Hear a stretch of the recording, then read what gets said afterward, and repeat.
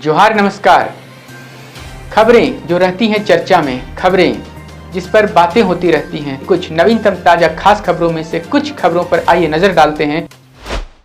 देखिए झारखंड और देश दुनिया की बड़ी खबरें। पहली बात झारखंड की। आर्मी ग्राउंड खोजा टोली नामकुम रांची में आयोजित एयर शो का समापन भव्य तरीके से किया गया। बड़ी संख्या में लोगों ने इस एयर शो में हिस्सा लिया और भारतीय वायुसेना के अद्भुत करतबों का आनंद उठाया। जैसे ही विमानों की गर्जना आसमान में गूंजी, दर्शकों ने भारत माता की जय के नारे लगाकर माहौल को देशभक्ति से भर दिया।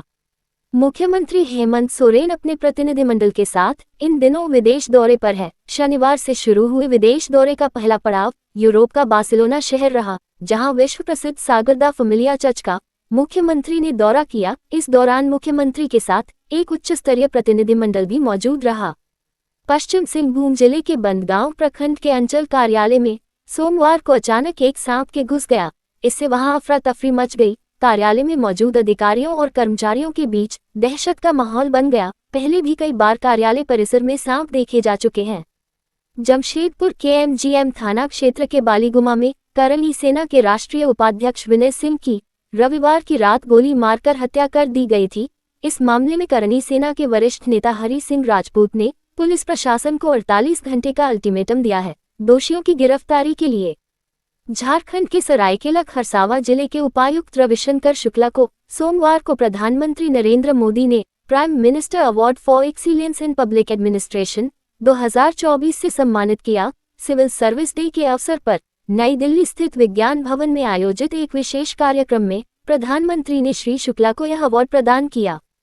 प्रधानमंत्री आवास योजना की चौथे घटक भागीदारी आवास योजना का सरकार ने लक्ष्य निर्धारित कर दिया है। राज्य सरकार के आवास एवं विकास विभाग ने ऐलान किया है कि इस साल लोगों की निजी जमीन पर 25,350 आवासों का निर्माण कराया जाएगा। ये आवास ऐसी जमीनों पर बनाए जाएंगे जिनकी अपनी रजिस्ट्रीशुदा या रैयती जमीन है। निशिकांत दुबे के बयान पर कांग्रेस पार्टी में भारी उबाल देखा जा रहा है।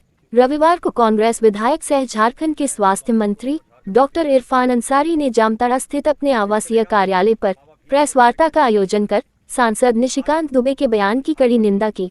उन्होंने भारतीय जनता पार्टी को आड़े हाथों लेते हुए कहा कि भाजपा अब देश के सर्वोच्च न्यायालय का भी मजाक बना रही है।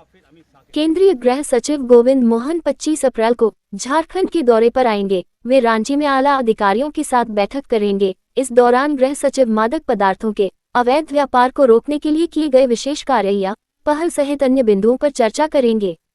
भाकपा माले का 7वां राज्य सम्मेलन 22 से 24 अप्रैल 2025 तक बोकारो के सेक्टर 2 स्थित कला केंद्र में आयोजित होगा। सम्मेलन का उद्घाटन सत्र जन कन्वेंशन के रूप में आयोजित किया जाएगा।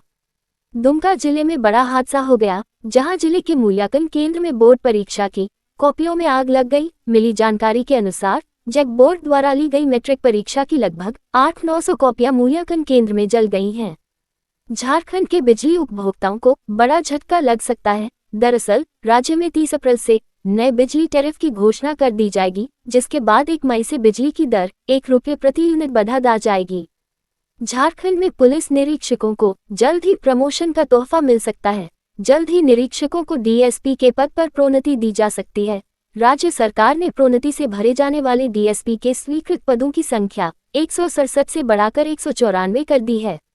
जमशेदपुर जिले के डीडीओ की मनमानी इस कदर बढ़ चुकी है कि इस जिले के 11 प्रखंड के 700 शिक्षकों का वेतन रोक दिया गया है।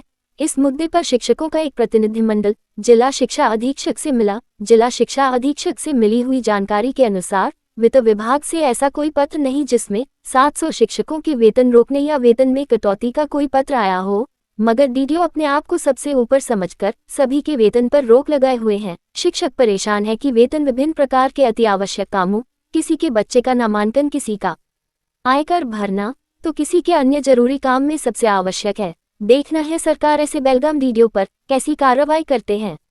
अब खबरें देश दुनिया की। गर्मियों की छुट्टियों और बढ़ती भीड़ को ध्यान में रखते हुए रेलवे ने यात्रियों की सुविधा के लिए 4 नई समर स्पेशल ट्रेनें शुरू करने का निर्णय लिया है। रेलवे के मुख्य जनसंपर्क अधिकारी ने बताया कि ये कदम गर्मी में यात्रियों की संख्या में होने वाली बढ़ोतरी को देखते हुए उठाया गया है। 2 भोजपुरी गायकों का विवाद कोर्ट पहुंच गया है। सिंह शिवेश मिश्रा की शिकायत के बाद अब गायिका व एक्ट्रेस अक्षरा सिंह की मुश्किलें बढ़ गई है। कोर्ट ने भोजपुरी एक्ट्रेस व गायिका अक्षरा सिंह और उनके मैनेजर विपिन सिंह को तलब किया है। विवाद का कारण रहा, एक दर्शक ने कार्यक्रम के दौरान अक्षरा सिंह पर पैसे फेंके, जिससे वह नाराज होकर मंच से उतर गईं, जबकि गायक द्वारा फिर भी जबरदस्ती उन पर नाचने का दबाव बनाया जा रहा था। शादी के दौरान इन दिनों अजब गजब कांड हो रहे हैं। अब नया मामला देख लीजिए, जहां जयमाला के वक्त दूल्हे ने दुल्हन को गालियां दे दी। गाली सुनते ही दुल्हन को गुस्सा आ गया और फिर लड़की ने शादी से इनकार कर दिया। मामला यूपी के मैनपुरी का है। दुल्हन की जिद के बाद दुल्हा को बैरंग बारात लेकर लौटना पड़ा। सास दामाद की चर्चित प्रेम कहानी का फिलहाल अंत नहीं होगा।